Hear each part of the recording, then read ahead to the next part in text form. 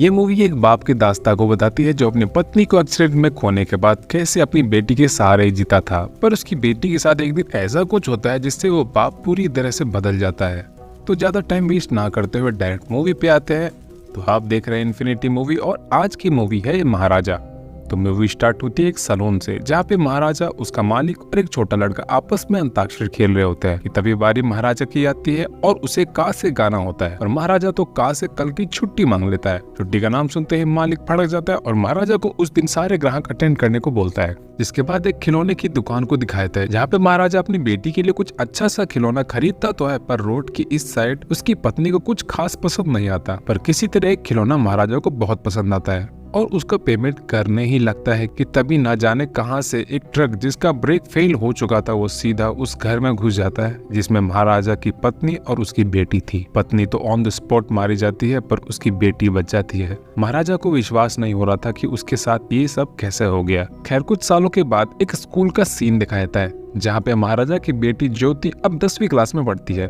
वैसे तो ज्योति पढ़ाई में कमजोर होती है, इसी वजह से टीचर उसे अधिकतर क्लास के बाहर ही रखते थे। पर एक बात अच्छी थी कि ज्योति स्पोर्ट में टॉप थी। ज्योति की स्पोर्ट टीचर होती है फातिमा, जो ज्योति को कुछ ज्यादा ही मानती थी। ज्योति के घर में 3 मेंबर होते हैं, महाराजा, ज्योति और लक्ष्मी। वैसे यहाँ लक्ष्मी एक कचरे का डिब्बा है। दरअसल उस ट्रक एक्सीडेंट में जब घर की छत टूट के गिरी तो यही कचरे का डिब्बा ज्योति के ऊपर इस हिसाब से गिरा कि ज्योति इसके अंदर रह गई, जिससे उसकी जान बच पाई। इसीलिए महाराजा इस कचरे के डब्बे को अपने फैमिली मेंबर की तरह ही मानता है। यहाँ तक कि हर शुक्रवार उसको नहलाकर उस पर तिलक भी लगाता है। वही महाराजा को दिखाया जाता है जो कि अब उसका खुद का सलून होता है। महाराजा सुबह अपने बेटी को स्कूल भेजने के बाद सलून चला जाता है, जो सीधा रात 10 बजे ही आता है। एक दिन ज्योति के स्कूल में कांड हो जाता है। दरअसल स्कूल के फंक्शन सेरेमनी में आज चीफ गेस्ट के वेलकम ड्रिंक में किसी ने शराब मिला दी होती है और ये इल्जाम ज्योति पे आता है क्योंकि वो खाली शराब की बोतल ज्योति के बैग से मिलती है। इसी सिलसिले में स्कूल का ट्रस्टी महाराजा को भी बुलाता है। ट्रस्टी महाराजा और ज्योति को खूब सुनाता है, यहाँ तक कि ज्योति की टीसी भी काट देता है। वही महाराजा को पूरा विश्वास होता है कि मेरी बेटी कोई गलत काम नहीं कर सकती। ट्रस्टी तो एक ही राग में गाया जा रहा था। तभी फातिमा मैडम एक लड़के को ट्रस्टी के सामने लेके आती है। तब जाके सच का पता चलता है कि वो शरारत ज्योति ने नहीं बल्कि उस लड़के ने की थी। जिसके बाद जाके मैटर शांत होता है और सब ऑफिस से निकलने लगते हैं, पर महाराजा वहाँ से नहीं जाता।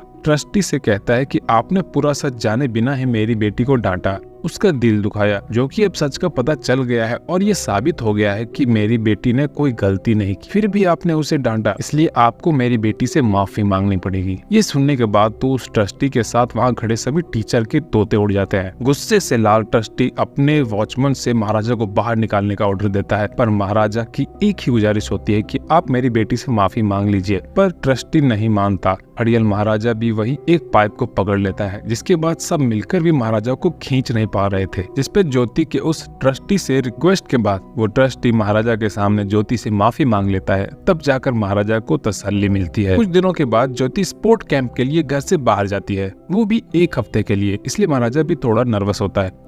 बेटी को कैंप भेजने के बाद महाराजा अपने सलून पे जाता है और हमेशा की तरह रात 10 बजे घर लौटता है। दरवाजा खोलता है और फिर सीन थोड़ा शिफ्ट हो जाता है कि जिसके बाद महाराजा को हम घर के एक कोने में पड़ा हुआ देखते हैं। इस टाइम पे लगा कि शायद महाराजा ने कुछ ज्यादा पी ली थी। उसी समय एक काला सांप बाथरूम के खिड़की से आता है, जिसके बाद सांप के द्वारा घर का पूरा सीन देखते हैं हम।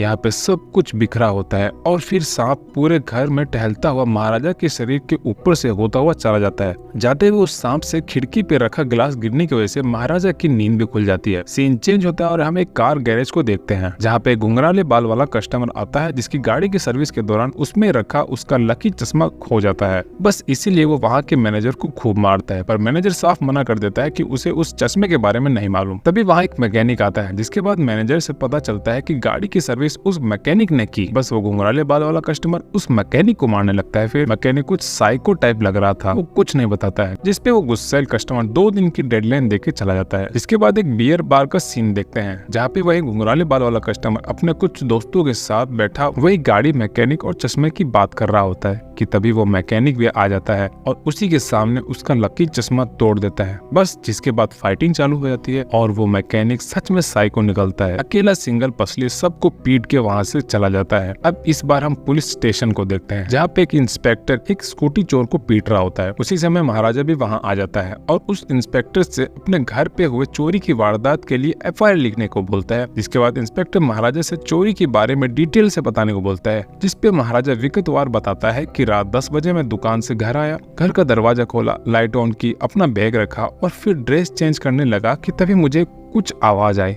मुड़ के देखा तो 2 लोग मास्क पहने हुए थे। मैंने पूछा कौन हो, तो एक आदमी मेरे करीब आके मेरा मुंह बंद करने लगा। मैंने किसी तरह उसके हाथ पे काट लिया कि तभी तीसरा आदमी आया और उसने मुझे रोड से मारा। मैं वहीं गिर गया। इसके बाद बारी बारी से तीनों लोग मुझे मारते गए और फिर लास्ट में मेरी लक्ष्मी को भी उठा के ले गए। ये सुनने के बाद इंस्पेक्टर महाराजा से लक्ष्मी के बारे में पूछता है तो महाराजा से ये पता चलता है कि लक्ष्मी एक कचरे का डिब्बा है। ये सुनते इंस्पेक्टर की सटक जाती है और फिर महाराजा को गुस्से में मारने लगता है और उसे चौकी से बाहर जाने को बोलता है। पर महाराजा एक बार फिर उसी तरह वहाँ एक लकड़ी के स्टैंड को पकड़ लेता है। सभी की जोर लगाने पर भी वो वहाँ से नहीं हिलता और वो लकड़ी का स्टैंड गिर जाता है। स्टैंड के गिरने से लकड़ी की छत भी गिर जाती है, जिससे वहाँ पूरा स्टेशन कबाड़ खाने की तरह लगने लगता है। वहीं दूसरी तरफ हेड इंस्पेक्टर खुद से एक चोरी का केस हैंडल कर रहा होता है, वो भी 85 तोला सोने का। चोर पकड़ा जाता है और सोना भी। जब इंस्पेक्टर उस सोने को जिसके यहाँ से चोरी हुआ था उसे हैंड ओवर कर रहा होता है तो बातों ही बातों में उस आलिशान बंगले के बारे में पूछने लगता है, जिसपे वो घर का मालिक भड़क जाता है। इसके बाद इंस्पेक्टर जाने लगता है। तभी घर के मालिक से पता चलता है कि आपने जो अभी हमें सोना हैंड ओवर किया है वो असल में नकली है। ये सुनने के बाद इंस्पेक्टर उसी पे भड़क जाता है और मकान मालिक से कहता है कि यानी तुमने नकली सोना चोरी होने की रिपोर्ट लिखा है, अब तो मैं तुझे इसके लिए अंदर करके ही रहूंगा।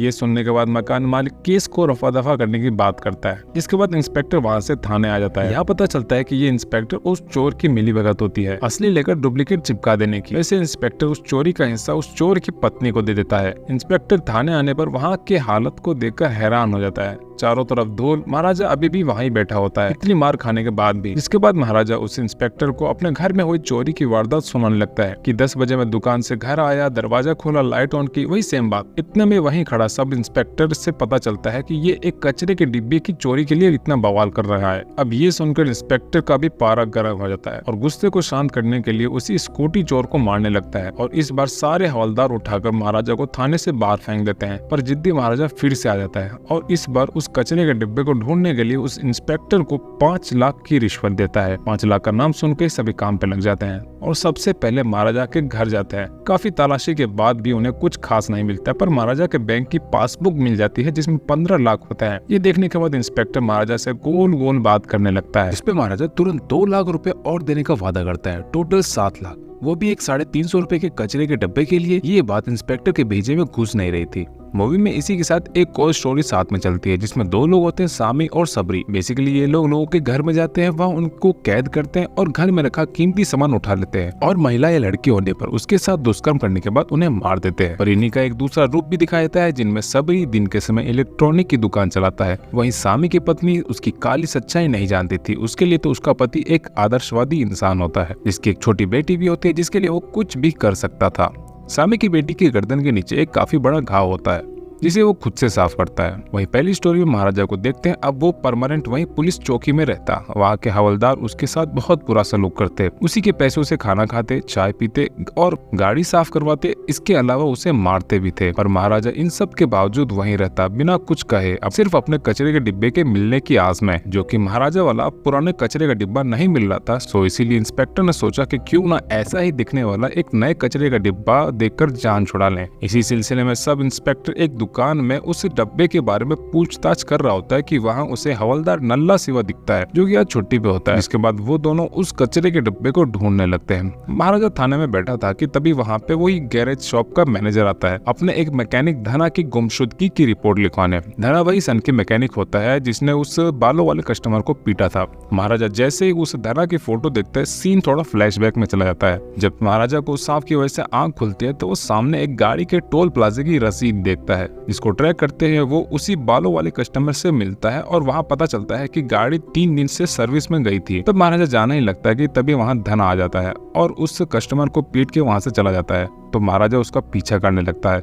काफी देर पीछा करने के बाद धना को शक हो जाता है, जिसके बाद धना महाराजा को बड़ी चालाकी से अपने अड्डे पे ले जाता है, जहाँ पे उसकी गैंग पहले से मौजूद होती है, और फिर महाराजा को पकड़ के मारने लगता है। महाराजा किसी तरह अपने आप को छुड़ा लेता है और धना और उसके लौंडों को खूब धोता है, और फिर महाराजा उस धना को एक नुकीली मशीन में फंसा के उसके 2 और लोगों के बारे में पूछता है जो उस रात महाराजा के घर आए थे। इस पे धना बताता है कि दोनों में से एक तो तुम्हारे इलाके के पुलिस थाने में है। यह कहने के बाद धना के हाथ में एक नुकीली चीज हाथ लग जाती है और वो महाराजा के पैर में स्टैप करके भागने लगता है कि तभी महाराजा को वहीं पड़ी एक तलवार मिल जाती है, जिसे लेकर महाराजा धना की तरफ भागता है, जो कि भागने की फिराक में था। तब तक महाराजा लंगड़ाते हुए वहां आ जाता है और धना की गर्दन उड़ा देता है। अब बारी थी वो पुलिस वाले की और सीन वापस करंट टाइम में आता है। यहाँ पे फिल्म का थोड़ा सस्पेंस समझ में आने लगता है कि क्यों महाराजा इतनी बेइज्जती के बाद भी उस पुलिस स्टेशन में रहता है। दरअसल महाराजा को एक बात पता चली थी कि जो पुलिस वाला उसके घर आया था उसके पीठ पे एक मस्से का निशान होता है, तो इसीलिए महाराजा यहाँ के सभी हवलदार से लेकर इंस्पेक्टर की एक लिस्ट बनाता है और किसी न किसी तरह वो मस्सा ढूंढने में लग जाता है। नल्ला सिवा और सब इंस्पेक्टर एक लोहार के पास जाते हैं और उस कचरे के डिब्बे का डुप्लीकेट बनाने में लग जाते हैं। वहीं दूसरी तरफ सामी की बेटी का अगले दिन जन्मदिन होता है। इसी सिलसिले में वो अपनी बेटी के लिए एक गोल्ड चेन लेने सुनार की दुकान पे आया होता है और एक स्पेशल चेन का ऑर्डर देके चला जाता है। अगली सुबह सामी उसी चेन की डिलीवरी लेने जाता है। घर लौटते समय सामी एक सलून की दुकान में घुसता है अपनी दाढ़ी सेट करवाने, जो कि सलून महाराजा का होता है। सामी अपनी बेटी की बर्थडे पार्टी के बारे में फोन पे बात कर रहा होता है, जो महाराजा सुन लेता है। इसके बाद महाराजा सामी से कुछ और सवाल करने लगता है, जिस पर सामी भड़क जाता है। तभी महाराजा के ट्रिमर की बैटरी खत्म हो जाती है, जिसके बाद महाराजा बैटरी लेने बाजू की दुकान में चला जाता है। दुकान में कोई नहीं था सिवाय सामी के कि तभी सबरी का फोन आता है और बताता है कि उन दोनों के कांड की खबर अखबार में छपी है।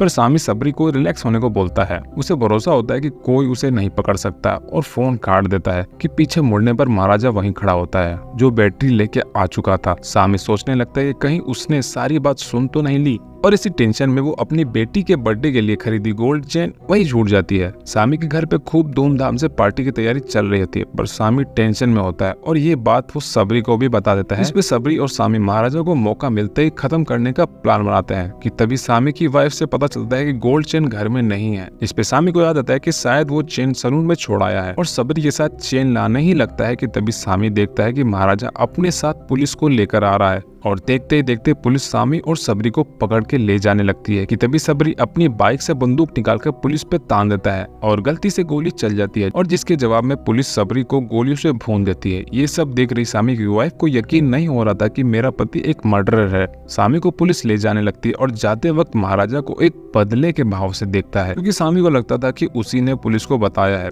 और उसी की वजह से उसका परिवार खत्म हो गया। पर हकीकत ये थी कि महाराजा सिर्फ उसकी गोल्ड चेन लौटाने आया था। बस एक कोइंसिडेंट था कि उसी वक्त पुलिस भी वहां आ गई। खैर, जिसके बाद हम महाराजा की बेटी ज्योति को देखते हैं, जो अपने स्पोर्ट्स कैंप से वापस आ रही थी, जो रास्ते में महाराजा को एक रेड कलर का जूता लाने के लिए व्हाट्सएप करती है। इधर नल्ला सिवा और सब इंस्पेक्टर मिलकर एक नए कचरे का डिब्बा बना देते हैं, जो हूबहू महाराजा के कचरे के डिब्बे की तरह ही दिखता था। जिसके बाद नल्ला सिवा उस डब्बे को पुराने करने में लग जाता है, जैसा कि महाराजा का होता है, ताकि उसे पता न चले। सब कुछ रेडी था, इंस्पेक्टर को बस एक चोर का इंतजाम करना था, जो जाके महाराजा के सामने कबूल कर ले कि उसी ने वो कचरे का डिब्बा चुराया था। बस इसी सिलसिले में इंस्पेक्टर अपने कुछ जान पहचान वाले चोरों को फोन करता है। पहले तो वो सब राजी हो जाते हैं, पर जैसे पता चलता है कि कचरे के डब्बे की चोरी के इल्जाम लेना है, सब मना कर देते हैं, जिससे इंस्पेक्टर टेंशन में आता है। लास्ट में नल्ला सिवा को 50,000 देकर राजी करते हैं। उसके बाद आखिरी बार इंस्पेक्टर महाराजा से फोन पे चोरी की रात क्या हुआ था ये एक बार और पूछता है, ताकि नल्ला सिवा ये सुनकर एक स्टोरी बना के सुबह कचरे का डिब्बा देते समय महाराजा को सुना दे।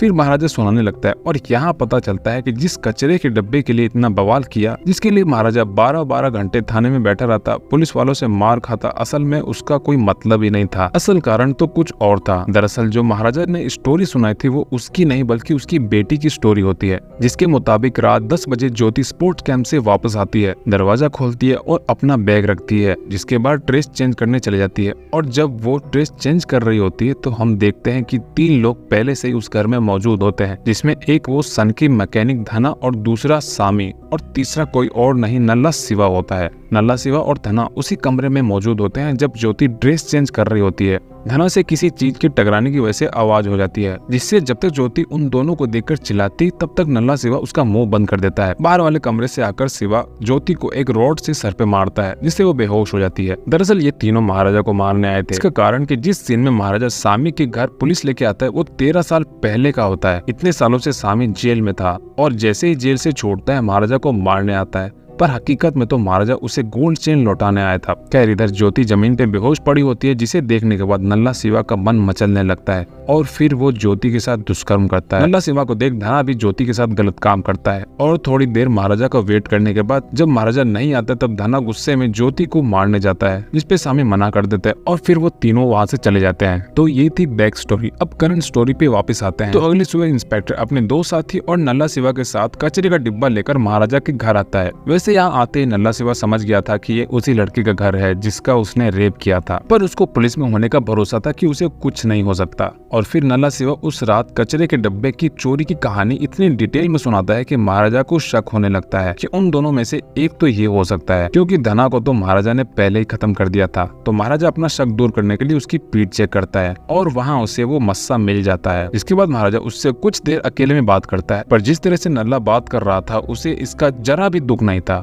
कि उसने एक 13 साल की बच्ची की जिंदगी खराब कर दी, जिसपे महाराजा सबके सामने नल्ले को माफ करने की एक्टिंग करने लगता है। पर मजा तो तब आता है जब इंस्पेक्टर ही पास रखे कट्टे को उठाकर महाराजा को देता है और उस नल्ले को मारने के ऑर्डर देता है। दरअसल इन्वेस्टिगेशन में इंस्पेक्टर को पता चल गया कि इस नल्ले ने महाराजा की बेटी के साथ गलत काम किया था, इसीलिए वो लोग इस नल्ले को महाराजा के पास लाए थे। बस फिर गया था, महाराजा उसकी मुंडी उड़ा देता है। अब बचा सामी। महाराजा उसे भी ढूंढ लेता है और उसके अड्डे पे पहुंच के उसके लोगों को मारने लगता है, पर जब महाराजा सामने से आता सामी को देखता है तो उसके होश उड़ जाते हैं। और तभी हमें एक और सच्चाई का पता चलता है कि फिल्म की स्टार्ट सीन में जब महाराजा एक टॉय शॉप पे होता है तो असल में वो सामी की बेटी के लिए ही खिलौने खरीद रहा होता है और वो घर भी उसी का होता है। जब सामी को पुलिस पकड़ के ले जाती है तो वो गोल्ड चेन महाराजा के पास रह जाती है, जिसको लौटाने महाराजा अपनी पत्नी और बेटी के साथ यहाँ आए थे। पर ये जानने के बाद कि उसका पति एक चोर और मर्डरर है, सामी की वाइफ वो चेन लेने से मना कर देती है, जिसपे महाराजा सामी की बेटी के लिए सामने की दुकान से खिलौना खरीदने जाता है और फिर उस ट्रक ने सबकी जिंदगी खत्म कर दी। पर उसमें एक बच्ची बच जाती है, वो भी उस कचरे के डिब्बे के कारण। तो फिल्म वापस अपने टाइम पे आती है और हम महाराजा और सामी को खूब लड़ते देखते हैं। लड़ाई में महाराजा सामी की टांग तोड़ देता है और वहीं बैठ जाता है, जिसके बावजूद भी सामी महाराजा को देखकर हंसता है और बताता है कि जो दर्द मैंने तुझे और तेरी बेटी को दिए है उसके आगे ये कुछ भी नहीं है।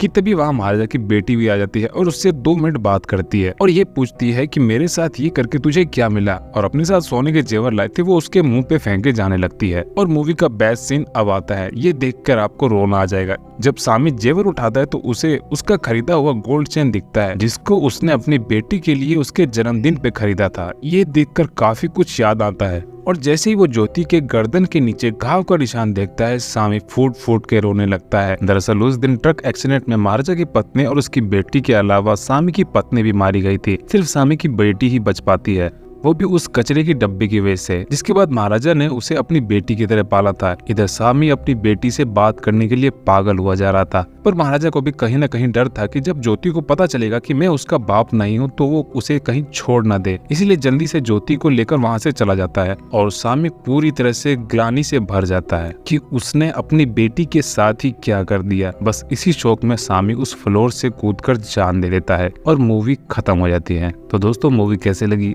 और इस मूवी का कौन सा पार्ट आपको अच्छा लगा कमेंट में बताएं, और ऐसी अमेजिंग वीडियो के लिए हमारे चैनल इन्फिनिटी मूवी को सब्सक्राइब करें।